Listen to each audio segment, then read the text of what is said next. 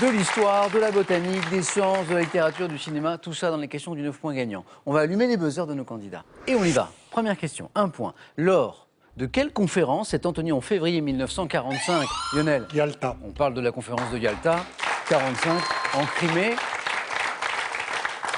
Roosevelt, Staline et Churchill ont-ils décidé, c'était la suite de la question, Lionel n'en a pas eu besoin, de décider de la partition de l'Allemagne, c'est la conférence de Yalta. Pour 2 points, quelle est cette plante des montagnes dont la fleur jaune ressemble à une petite marguerite, qui est utilisée en pommade ou en gel pour soigner les contusions et Nicolas? Arnica. Oui, bien sûr. Et les ecchymoses. Franklin, je vous attendais un petit peu.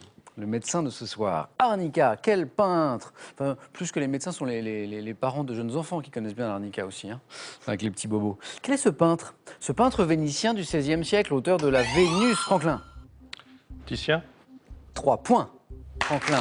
Bravo. L'auteur, effectivement, Titien, de la Vénus d'Urbino, qui a figuré une femme aux longs cheveux dans le tableau La femme au miroir. Le Titien, Franklin, bravo. Quel est cet hôtel parisien construit sous la Régence qui abrite depuis 1935 les services du Premier ministre? Lionel. Matignon. Oui, l'hôtel Matignon.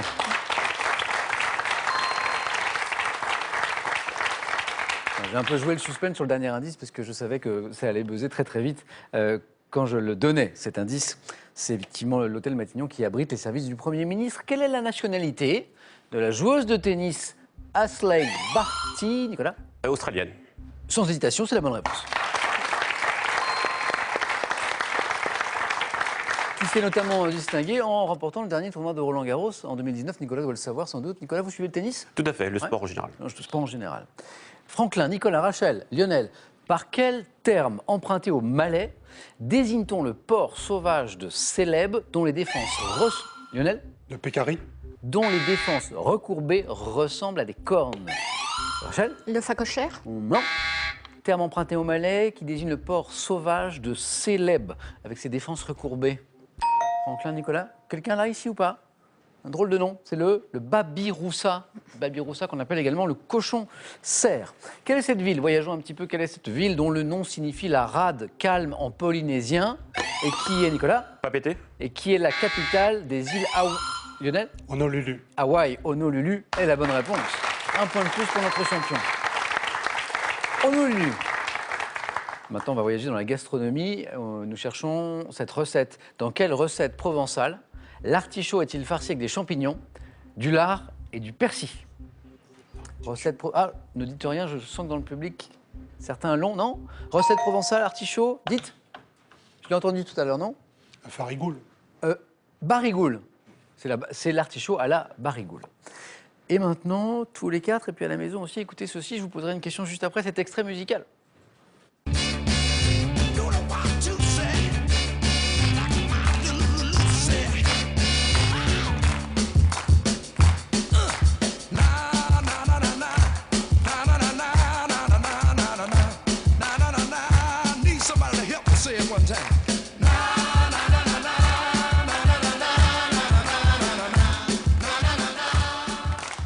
Il y a les amateurs de musique parmi nous, on en a parlé, mais on va partir de la musique et on va arriver au cinéma. Ça, c'est le tube Land of Thousand Dances, interprété par le chanteur américain Wilson Pickett, en 91. Quel cinéaste, également auteur de Midnight Express et de Birdie, Nicolas? Parker. Alan Parker est la bonne réponse. Réalise ce film, Les Commitments. Je ne sais pas, Nicolas, si vous l'avez vu, Les Commitments. Oui, tout à fait. Excellent film d'Alan Parker, super bon original de film qui rend hommage à la soul music en général, et à Wilson Pickett, qu'on vient d'entendre en particulier. C'est un super film que je vous recommande si vous ne l'avez pas vu. Les Commitments. Nicolas, on vient de commencer, vous n'êtes qu'à 2 points de la deuxième manche. Bravo. Dans le milieu médical, quelle affection consistant en une élévation anormale de la pression sanguine est désignée... Nicolas, t'es plus rapide? Hypertension. Désigné... Hypertension. Pardon? Hypertension. Et la bonne réponse, c'était limite, Nicolas. Je m'apprêtais à poser la question à Franklin, Rachel et Lionel. Nicolas l'a retrouvé au bon moment. C'était tout juste hypertension artérielle désignée par le sigle HTA. Oui, Nicolas, plus qu'un point et c'est bon. Dans la religion chrétienne, par quel verbe du 3e groupe désigne-t-on le fait de pardonner ses péchés? Encore Nicolas? Pardonner ses péchés, Lionel? Absoudre. Absoudre un pénitent, oui. 2 points. De plus, ce qui veut dire qu'une nouvelle question à 3 points revient ici. Elle est là. Quel économiste spécialiste de l'analyse historique des inégalités doit-on le best-seller intitulé... Lionel? Keynes. Non. Intitulé... Nicolas? Piketty. Thomas Piketty est la bonne réponse. Nicolas, vous êtes qualifié pour la deuxième manche.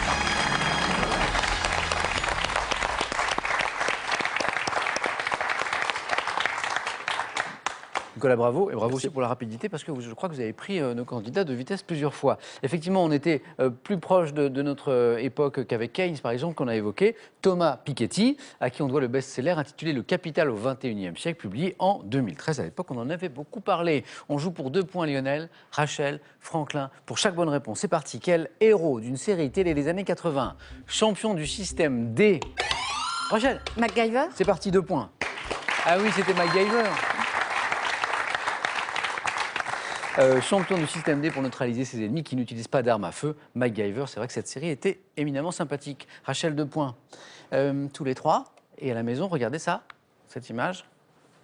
Il est trop chou. Comment appelle-t-on les touffes, Franklin? Effray. Les touffes de plumes disposées de chaque côté qu'on voit ici de la tête du hibou, qui n'ont aucune utilité auditive, mais qui se dressent quand il est stressé. Comment on appelle ces petites touffes de plumes là? Nicolas, vous y... Non. Non? Quelqu'un? Les petites choses là? Ça donne presque envie de se coiffer comme lui. Ce sont les aigrettes. On appelle ça les aigrettes. Ah oui, Les aigrettes. simple. Dans quel film d'animation de 1959 la sorcière nommée Maléfique? Franklin? Mary Poppins, non. Non.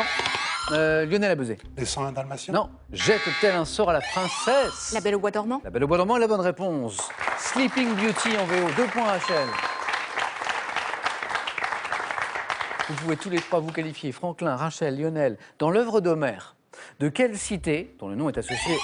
Lionel? 3. Non, pas 3. Dont le nom est associé en histoire à une brillante civilisation, Agamemnon. Rachel? Mycène. Oh, joli. 2 points. La cité de Mycène. Rachel, ça n'est pas encore fait, mais vous venez de passer en tête. Au cours d'un journal télévisé, quel appareil permet au présentateur... Prompteur. Le prompteur est la bonne réponse. Permet au présentateur de lire un texte face à la caméra. Certains se posent la question, d'ailleurs, peut-être à la maison, on va demander au public, est-ce qu'il y a des prompteurs ici?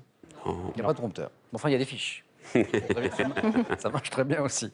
2 points de plus, Franklin. Première manche très disputée, ne lâchez rien. Le prompteur, dans quel roman de Dino Buzzati rencontre... Lionel? Le cas. Pas celui-ci. Rencontre-t-on un sous-lieutenant affecté dans une zone désertique? Ne dites rien, Lionel. Rachel? Le désert des Tartares. Et la bonne réponse, le désert des Tartares. 2 points. Le cas, c'est aussi de Dino Buzzati, hein? Tout à fait. Le désert des Tartares. Rachel n'a jamais été aussi près de la deuxième manche. Quel est ce mot? Ce mot tiré de l'italien signifiant chambre de devant, précédé du verbe faire dans une expression ayant le sens d'attendre. Faire antichambre. Exactement. L'expression faire antichambre, le mot antichambre.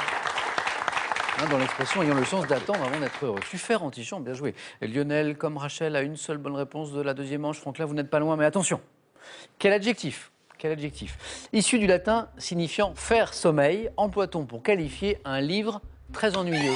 Lionel? Soporifique. C'est un livre soporifique. Vous êtes qualifié, Lionel. Bravo.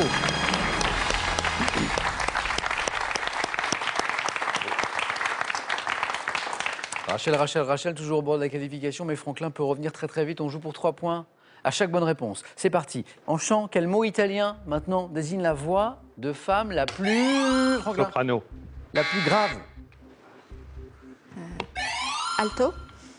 Et la bonne réponse. Rachel, vous êtes qualifié pour la deuxième manche. Rien.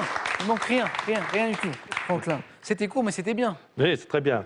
Très bonne ambiance. Alors, je vous invite à revenir pour qu'on passe un peu plus de temps ensemble. Voilà. Parce que vous en pensez, ça peut être sympa. Très bien. Franklin, un grand merci. Bon retour à Vittel. C'est comment Vittel? C'est très accueillant, magnifique C'est sympa. petite ville des Vosges. Oui, l'été notamment, ça doit être agréable. Oui, oui, un superbe parc. Avec des promenades sans voilà, doute. tout à Il fait. faudrait que j'aille vous voir un jour, Franklin. Tout à fait, En plaisir. attendant que vous reveniez, un petit cadeau et je vous dis à très très bientôt. Merci.